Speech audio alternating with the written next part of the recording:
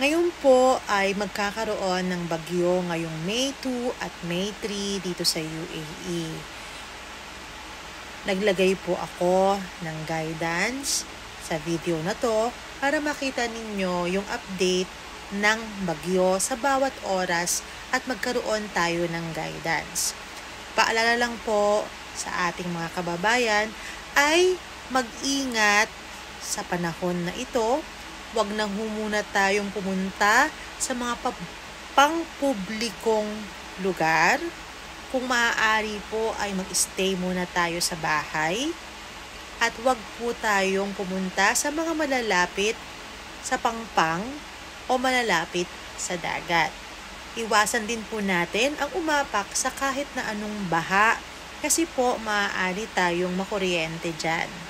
Ngayon po ay mag-impok tayo ng pagkain at ng tubig para kung sakali man na mawalan tayo ng kuryente at hindi makarating yung mga tubig sa atin, ay may sapat pa rin tayong inimbak.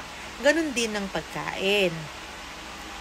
Higit sa lahat, samahan po natin ito ng panalangin para tayo ay maingatan.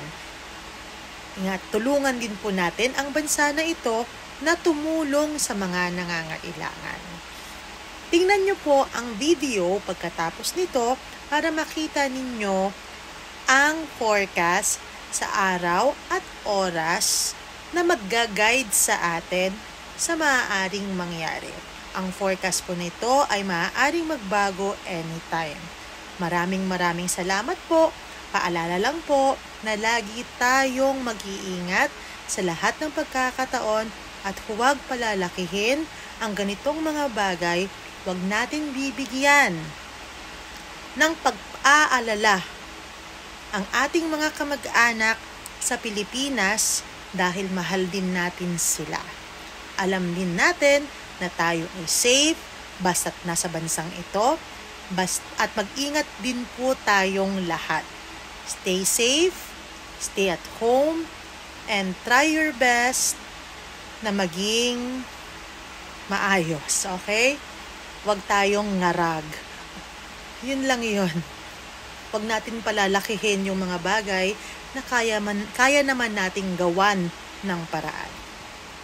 Ito na nga po yung app na kung saan makikita natin yung forecast ng bagyo.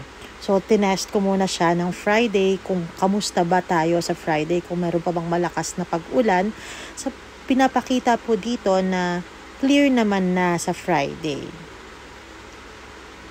Ng 4 a.m., 7 a.m., tapos 10 a.m., though may konting pag-ulan pa.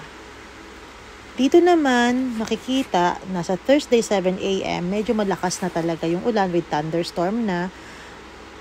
Hanggang 1 p.m., 4 p.m., 7 p.m., medyo clear na.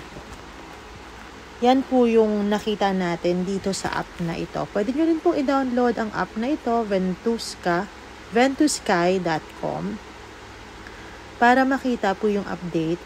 Pero tatandaan lang po natin na ang app na ito ay maaaring magbago dahil forecast lang po ito.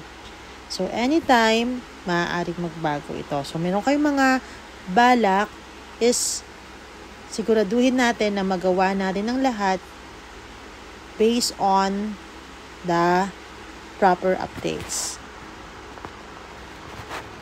Maraming salamat.